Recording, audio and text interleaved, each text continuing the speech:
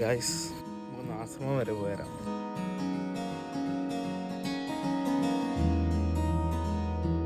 അപ്പോൾ നമ്മൾ ആശ്രമത്തിൽ പോയിട്ടുണ്ടായിരുന്നു. ആശ്രമം എന്ന് പറയുന്നത് ഞങ്ങൾ പാലത്താണ്. പാലത്തിന് അടുത്തുള്ള പറമ്പിലസാർക്ക് തൊട്ടടുത്തായിട്ടുള്ള ഒരു മലന്റെ മുകളിലുള്ള കഴിഞ്ഞ 3 വർഷമായി ആശ്രമം ഇനാഗ്രേഷൻ കഴിഞ്ഞിട്ട് എന്നാണ് പറഞ്ഞത്. അതിന്റെ മുന്നേ ആശ്രമം അവിടെ ഉണ്ടെങ്കിൽ പോലും ഫുള്ള് സെറ്റ് ആക്കിയതിനു ശേഷം 3 വർഷമായിട്ടുള്ള ആശ്രമം ഓപ്പൺ ആയിട്ടുള്ളത്. ആശ്രമത്തിന്റെ മെയിൻ ആയിട്ടുള്ളൊരു അതായത് ഒരു കേന്ദ്രം വരുന്നത് എന്ന് പറഞ്ഞു കഴിഞ്ഞാൽ തിരുവനന്തപുരത്താണ്. തിരുവനന്തപുരം ആശ്രമമാണ് ഫസ്റ്റ് വന്നത് എന്നാണ് പറയുന്നത് കേട്ടോ. അതിനുശേഷമാണ് ഇപ്പോൾ എല്ലാ ജില്ലകളിലും ഓരോ ആശ്രമം എന്നുള്ള ഒരു കോലത്തിൽ എത്തിയിട്ടുണ്ട്. എനിക്ക് പറയാനുള്ളത് പറഞ്ഞു കഴിഞ്ഞാൽ അവിടെ പോയപ്പോൾ നമുക്ക് മനസ്സിലാക്കിയ കുറെ കാര്യങ്ങളുണ്ട്. ഓരോരുത്തർക്കും ഓരോ വിശ്വാസവും കാര്യങ്ങളും ഉണ്ടാവും. അവരവരുടെ വിശ്വാസവും മതം കാര്യങ്ങളൊക്കെ ഉണ്ടല്ലോ. അപ്പോൾ അവരതിൽ വിശ്വസിക്കുന്ന ആൾക്കാർ, നമ്മൾ പോകുന്ന ആളുകൾ പറഞ്ഞു കഴിഞ്ഞാൽ നമ്മളടുത്ത കാര്യങ്ങൾ മനസ്സിലാക്കുക. ഒരിക്കലും നെഗറ്റീവായിട്ട് പറയാണ്ട് അവർക്ക് അവരുടെ വിശ്വാസം ഉണ്ടാവും, നമുക്ക് നമ്മളെ വിശ്വാസം ഉണ്ടാവും. അതെന്നും അങ്ങനെ വെച്ചിട്ട് നമുക്ക് അവിടെ മാക്സിമം എന്താ പറയുക, നമ്മൾ എന്തിനാണോ പോകുന്നത് അവിടെ കാണാൻ ജസ്റ്റ് ഒന്ന് എക്സ്പ്ലോർ ചെയ്യുക. അതിനുശേഷം നമുക്ക് അവിടെ ഒന്ന് റിലാക്സ് ചെയ്തിട്ട് ചില്ല നിൽക്കാൻ പറ്റുന്ന സ്ഥലമാണെങ്കിൽ അവിടെ അങ്ങനെ ചെയ്യാൻ വേണ്ടിയിട്ട് നമ്മൾ പോകുന്നത്. അപ്പോൾ അത് നമ്മൾ മാക്സിമം യൂട്ടിലൈസ് ചെയ്തിട്ട് ഇതുപോലെ നെഗറ്റീവായിട്ടുള്ള സംഭവങ്ങൾ സ്പ്രെഡ് ചെയ്യുന്നത് ഒഴിവാക്കാൻ ശ്രമിക്കുക കേട്ടോ.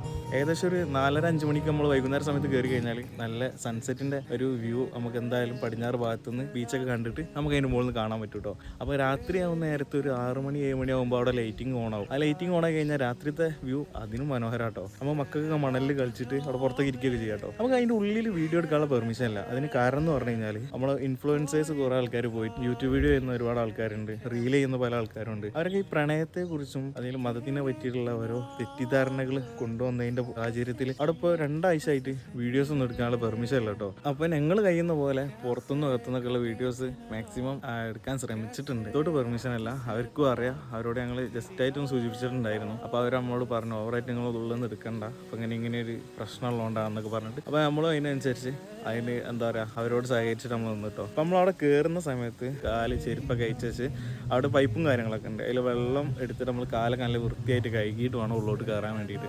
നവംബർ 4-ാം തീയതി നവംബർ 4-ന് അവരുടെ എന്തോ ഒരു വിശ്വാസപ്രകാരമുള്ള എന്തൊരു പ്രത്യേകത ഉള്ളൊരു ദിവസമാണ്. അന്ന് പോയി കഴിഞ്ഞാൽ ഒരുപാട് ലൈറ്റിങ്ങും കാര്യങ്ങളൊക്കെ ആയിട്ട് ദീപം തെളിയിച്ചിട്ടുള്ള എന്തൊക്കെയോ പരിപാടിയും കാര്യങ്ങളൊക്കെ ഉണ്ട്. അത് കാണുന്നുണ്ടെങ്കിൽ നിങ്ങൾ നവംബർ 4-ന് ആശ്രമത്തിലേക്ക് പോയത് കേട്ടോ.